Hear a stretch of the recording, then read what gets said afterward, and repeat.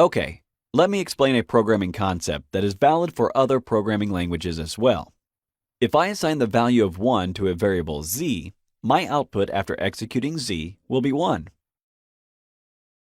After that, if I assign 3 to the same variable z will be equal to 3, not 1 anymore. How come? Well, the order of the commands matters. Initially, we said z will be equal to 1, and that was true, until we changed the value to 3. For the computer, from that moment on, z is not equal to 1, and it will continue to be 3. As proof, see this. If we add 5 to z, we will get 8. Not 1 plus 5, which is equal to 6. Then, if we suddenly decide z is equal to 7, z will not be equal to 1 or 3 anymore.